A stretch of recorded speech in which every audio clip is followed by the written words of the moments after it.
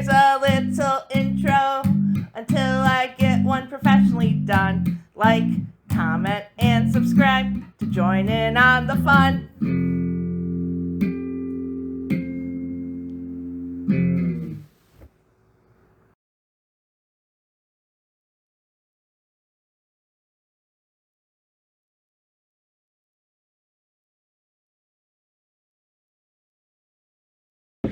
Hi, hello, welcome.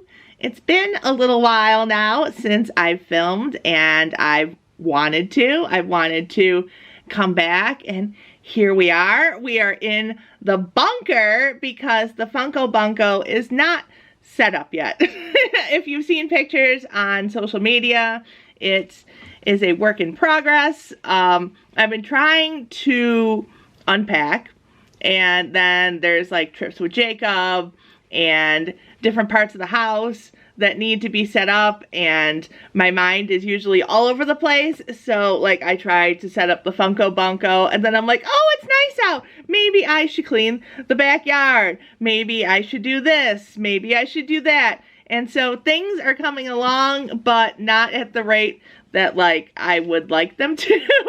And I've kind of had to accept that this isn't going to happen overnight, the unpacking, that it's a whole house, not just an apartment that I'm used to get settled into. There's outdoor stuff as well. There's sorting through things, getting things in place. Jacob comes home and we kind of go through stuff and like where he wants to put stuff versus where I want to put stuff, and come together and make a plan. And yeah, so a lot of what I've been doing while I've been gone is just house stuff. And I've enjoyed it. I like unpacking. I even like putting furniture together, which is weird. I just put a new shelf together for the office, the Funko Bunko, and it's great. It's really good. Like it fits perfectly, almost like too perfect that I had to like squeeze it in. I was afraid that it wasn't going to go so well that it was like this much that it was not fitting by. So I kind of had to like put it on like this other existing shelf to like wedge it in, but it's there. It's good. Everything's good. It looks amazing. I can't wait to start decorating. I have a trip coming up, which I'm excited about, actually a couple trips. So all of this is being done like in between trips and stuff, and other stuff's been going on too. And I've been wanting to film, but I wanted to first make this video, which is why I've been gone. And it's not just because of the house stuff. I don't know, I'm a really honest person. I don't have much of a filter, and I think it's in a good way. I don't know. Jacob is the same way. Like if there's something on his mind, he's going to spout it out. Like the two of us don't have many problems with thinking if one is mad at the other, because we both, like if something's upsetting us, like it is visible. It is on our face. Like it's hard to just like muster through. And so sometimes like one or the other have been like wondering like, oh, is something wrong, blah, blah, blah. But deep down, we both know that like the other one will definitely come forward and be vocal. Just, yeah. So I wanted to make this video and let you guys know what's been going on and not just like gloss over it. It felt inauthentic to just be like, hey, here's a toy store. Hey, here's an unboxing. Hey, we're in this city today, when stuff's been going on with me and I want you guys to know about that. So I've been trying to figure out like the best way to present it. I even have like a list going on. I mean, I've had a list in my head for like months now, however long it's been since my last video. And I wanted to be candid with you guys because, I mean, that's just how I am. And I kind of think of this as like a virtual diary of sorts.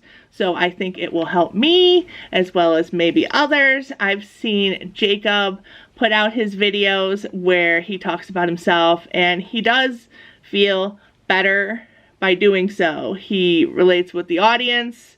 There's feedback back and forth. I think he helps people and the community helps him. And so I wanted to do the same thing.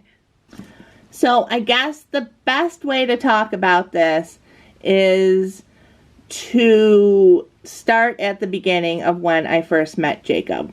Now, when I first met Jacob, I wasn't in the best place. I was very depressed. I was in a relationship that had turned into a friendship. The love was gone. And I was being sexually harassed by my manager at work. Now, this was a remote job, and the way that things led into it would be considered grooming. Now, I brought up the definition of grooming because before this, I would hear grooming in the news, I would hear the word used, but I didn't really understand what it was. And since I've been through this now, I do understand. So a groomer builds an emotional connection with someone they've targeted to earn trust with the purpose of exploitation for their own motives. And it lists here, it can be sexual abuse, financial, it's not just sexual, but in this case it was. And this was a remote job, so I was tied to the computer. From the beginning, he made it that it seemed like I didn't identify this until later. When you're in it, you don't see it. People were telling me at the time that it wasn't right, but I would actually defend him, saying no, I need him. He made it a situation, since he was my manager, that I needed him for success.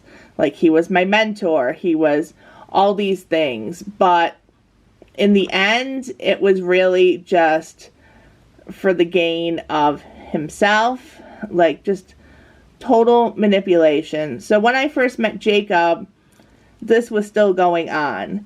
And the second time that I met him, he came to Rochester to visit me.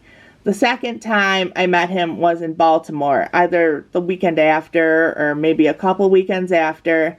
And I was working remotely, and I had to hide my computer from him and just pray my manager wouldn't call, because who knows what he would say. And I told Jacob about it even before I met him. He obviously wasn't happy about the situation. He was more concerned about me than anything else. And after I met him, he really helped me see that, I was being taken advantage of, and I was being harassed. He worked for CPS, so he's learned a lot of skills with communication to try to get a victim to talk.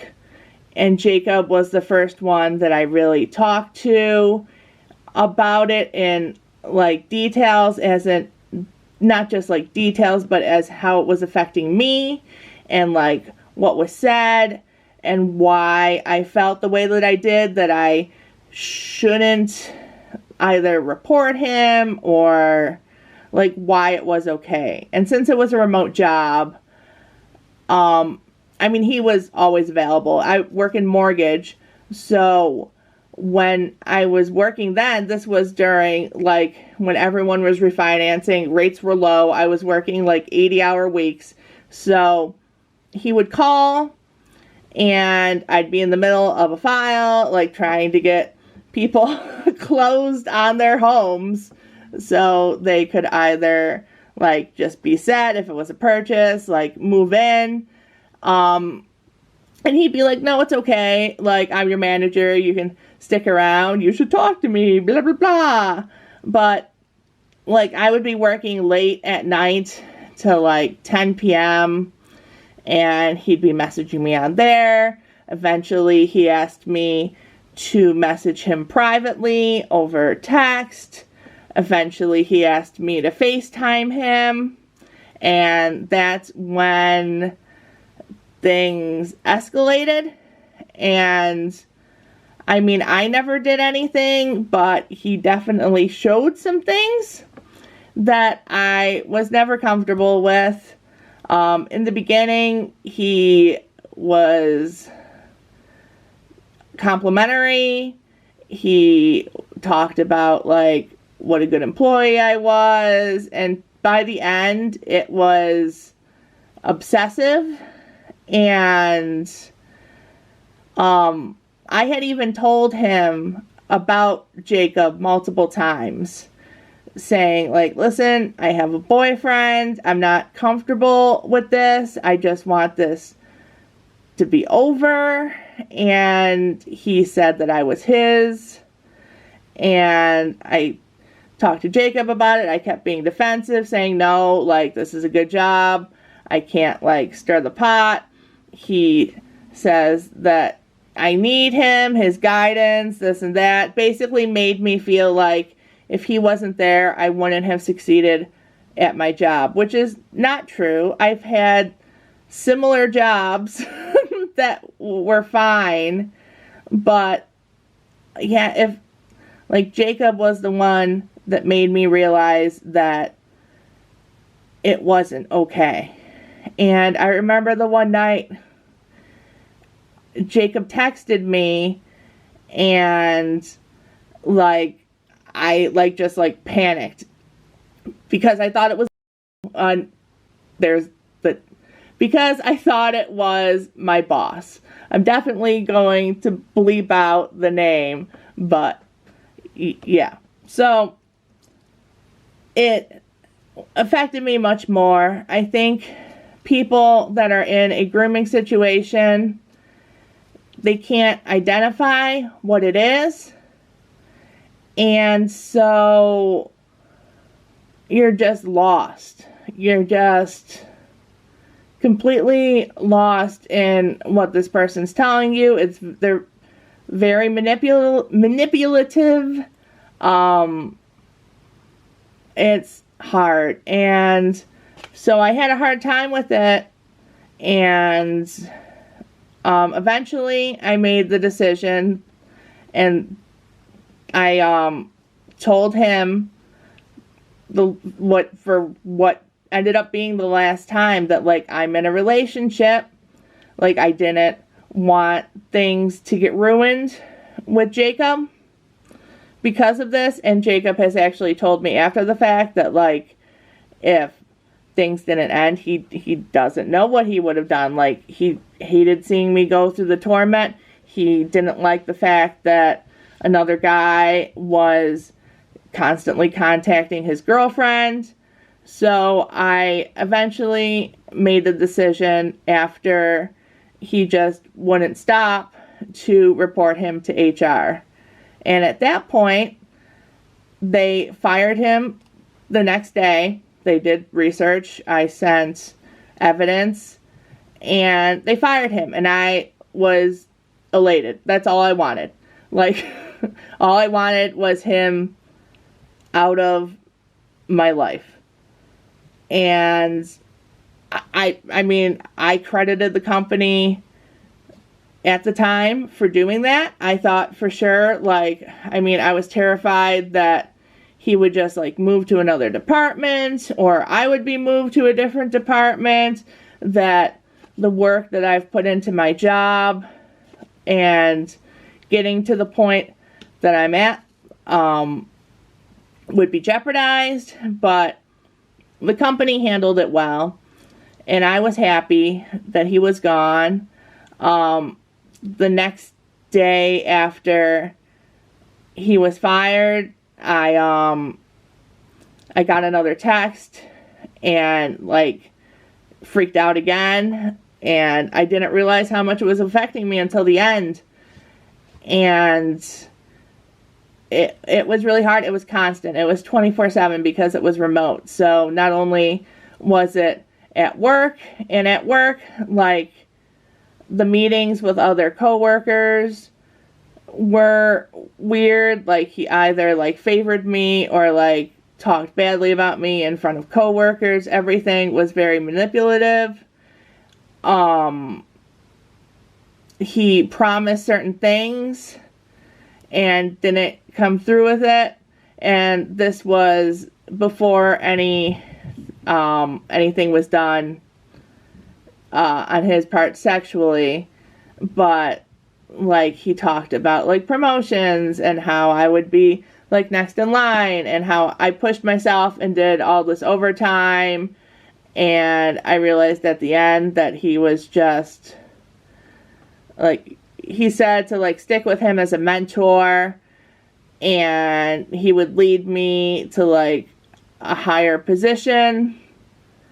And I did think of him as a mentor. Like, I thought really highly of him for a long time. And like, I kind of even excused the FaceTimes and stuff because I knew he wasn't happy in his marriage. I was like, oh, he just needs an outlet. And like, I realize now that obviously, like, a person of seniority especially shouldn't be doing this. Like, it's not fair. It's not something that should exist. So like I said, he was fired, and I was happy with that. But at that point, I was only thinking of myself and wanting the situation to be over. And I've had a hard time over the past couple years, and especially applying for jobs. I've become really anxious. I've, like, every time that I try to even like look at Indeed or some job listing, like, I get really anxious. Like, just like the mortgage terms trigger me. And like, I used to think the term, like, I didn't understand being triggered before, and now it's something I totally get. Yeah, it just like appears. And so I've been applying for remote jobs, and so that stirred up emotion. Now we're talking about why I've been away. So I've been applying for remote jobs, and I was already like really anxious and like was losing sleep. And then the Vince McMahon allegations came out, and I didn't really think a lot of them. Like, until I read them and just saw how graphic it was, and the fact that it was an employer and an employee, like, it hit me really hard. And Jacob and I had plans to go to the Royal Rumble that weekend. So this was announced just days before the live wrestling events, and I felt like I shouldn't go. And then I started feeling bad again that some guy, some person of higher power would take that joy away from me. I mean, I was looking forward to the Rumble so much, but from the time I said I was already having trouble sleeping applying for the jobs, and then by the time the Rumble came, I think I got like 3 hours of sleep a night and drove down to Florida. And the Rumble was fun, don't get me wrong. Vince McMahon was already fired by the time the Rumble happened. And I asked Jacob, because he knows more about wrestling than I do, and was telling me about how Triple H, who is Vince McMahon's son-in-law, and Stephanie McMahon, his daughter, voted for McMahon to be out of the company. And I mean, since this has happened, like, basically no one has been in Vince McMahon's corner. But the timing of it was really bad. So I was already having a really hard time applying to jobs.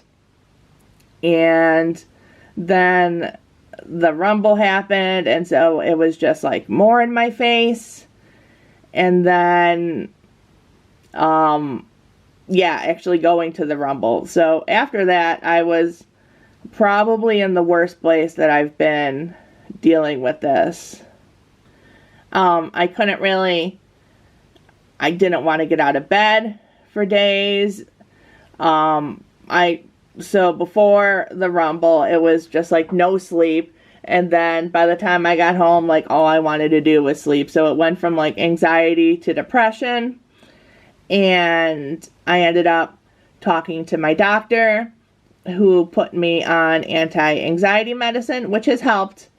I'm still an anxious person. I've always been an anxious person. I've just never been treated for it. I mean, as far as I can remember, I have had anxiety, and I deal with it on a daily basis, like every day. And one of the reasons I wanted to put out this video was because everyone comments on how happy I am, and I am. Don't get me wrong. Like, it's not a front. Like, that's how I am, like, 80% of the time. But, I mean, I do struggle with depression and anxiety, and I've gotten messages from people who struggle as well, and have just said that they wish that they could be as happy as me, or that I'm like a glimmer of light on a bad day. And I appreciate that, because I've had my bad days, but I didn't want people to think that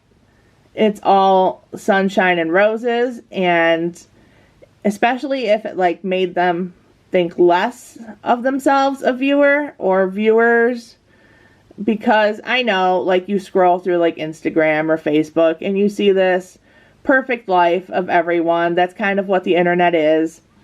And I don't really want this channel to be that. I want to talk about mental health and struggles, and I mean, at least if it's affecting me enough at the moment that I'm not putting out videos. The doctors have been working with me. The anti-anxiety medicine has helped. I mean, I've been up every day. I've been going back to working on the house. Like I said, I have a trip plan that I'm excited about, and I am genuinely better than I was, like, so much. This is hard to talk about, and my voice is breaking, and I'm half teary, but it's just the fact that I am at a point now that I'm able to talk about it, rather than either laying in bed or suppressing it while the event was happening, I think shows a lot of strength. I don't remember how much I talked about it. I know I started to, that like when my boss was fired, like I was so happy. Like I was just happy that I wouldn't have that constant 24/7 abuse, harassment. But then I started feeling bad about, and this is within the past couple years, about if he could potentially do this to anyone else, or, I mean, I don't know. He has a new position, and I wonder if he disclosed things, and I know there's nothing that I can really do. I did try to reach out to his employer to ensure that he has disclosed that he was fired for sexual harassment, but I hadn't heard back. And then I was like, okay, maybe I should take some kind of legal action. But the terms for filing a suit or whatever it is, I don't know a lot of detail. The time frame is 60 days. So that's an incredibly short amount of time. I didn't even know that that was something you were supposed to do. Honestly, at the point, like, within the 60 days, I was still just, like, at the, like, very beginning of recovering from the harassment, that I was just trying to, like, focus on myself, and wasn't in a place where I could think, oh, well, what if this happens to someone else? And, I mean, I think at that time even, I was confident that he wouldn't be hired by another company, especially in a senior position. I just assumed you had to like disclose the reason you were fired. I mean, he may have, but yeah, the part that hurts the most is that I just feel helpless that I can't do anything to like prevent it from happening to other people, with him specifically. So that's one of the reasons I wanted to make the video. And just that if you've been in this kind of position, or I mean, I don't know, I think I just want people to know that if you're ever in a position like this, the time frames, and just that a person in a position of power should never take advantage of that, because if you're being harassed, like, it's not like you can tell them no at any point. Like, they can take it out on you at your job. I did see inklings of that when I did try to like ignore the text at night and either say like, oh, I'm going to bed, or just like ignore the text. Like, I would hear about it the next day at work, and he would be cold to me in the office. And yeah, I mean, there was just really no escape. And I had thought that like he had done such a favor for me by like training me and showing me. Now I realize, like any good manager, if you're working on a project or really anything, like your manager is there for guidance. And it isn't that I wasn't capable of doing my job. Like, he didn't do anything for me that any other manager wouldn't have done. Like, like, it's not like, yeah, it's just crazy how you lose such focus of what's important, and that you just like are almost brainwashed that you need to abide by this person who is of seniority. And like, the dynamic is just unfair. And I mean, that's why my job acted so swiftly in terminating him, because they told me, and I told them I was afraid to come forward, and they told me that I did nothing wrong, that he is a person of power. It doesn't matter even if it was consensual. They told me that he would still be at fault because he's a person of power, and it's not even playing field. Like, whatever you do is going to impact your job and just all of that. So I am going to be starting therapy, and this is where I wanted to like reach out to you guys. I've been having trouble finding a therapist in this area. I was going to start therapy, and then with the move and everything, I just kind of pushed it back, and I didn't realize I would have this hard of a time applying for jobs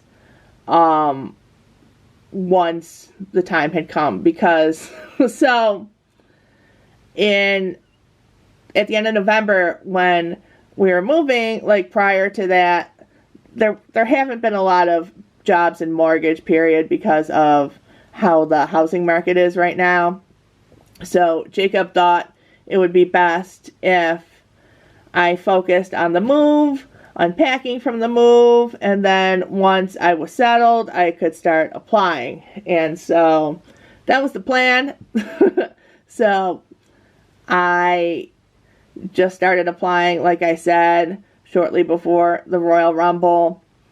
And yeah, that was terrible timing. And I didn't realize, like, I was still having such a hard time with this. I mean, there would be inklings of it, but I didn't know that I would just like completely shut down just looking at a job posting.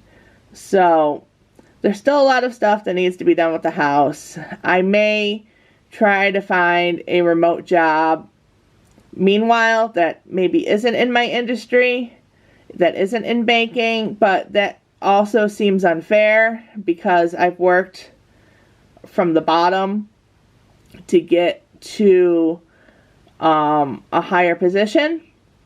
And so it just seems like it's been robbed, that I'm having such a hard time. So I will be going to therapy. And like I said, I've been having a hard time finding a therapist here.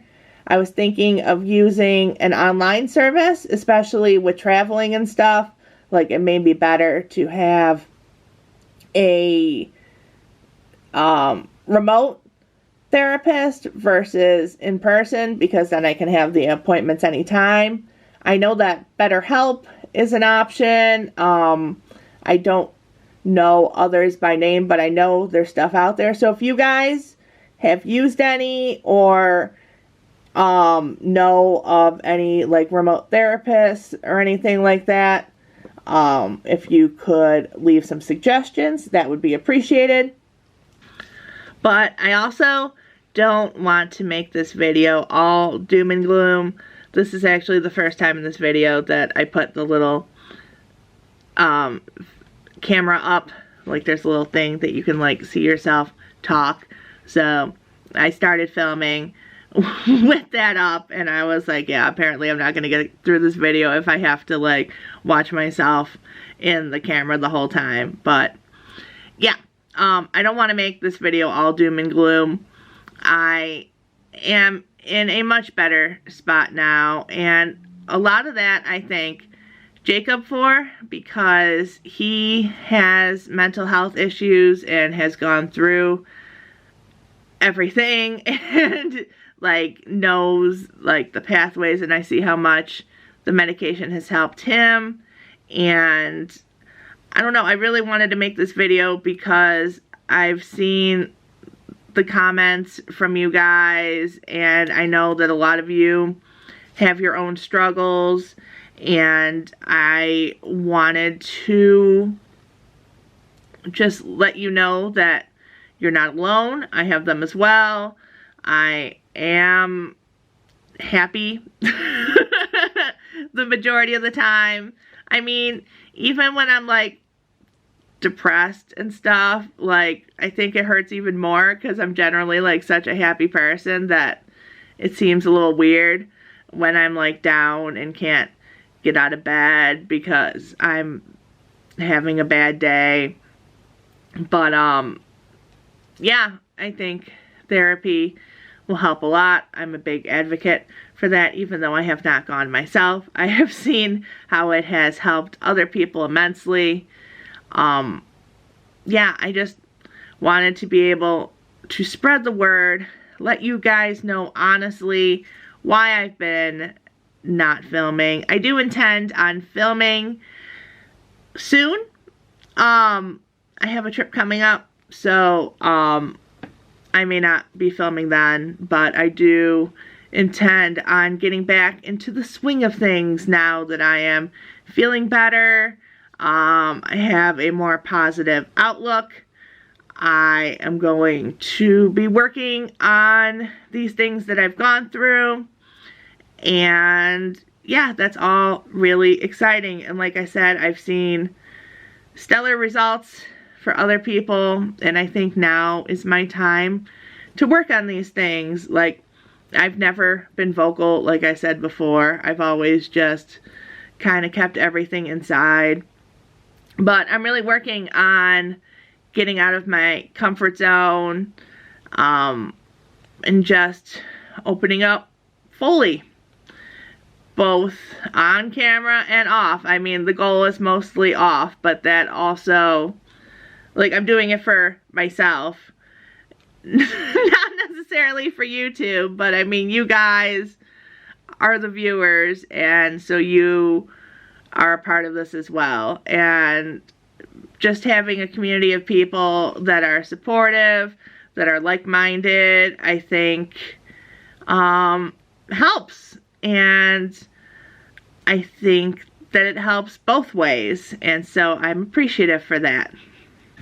I feel like we need some toys or something, or like something fun. I'm in Jacob's bunker, so there's all kinds of fun stuff around. Oh, Clark's back here. I didn't know Clark was here. I thought Jacob had Clark on the road with him.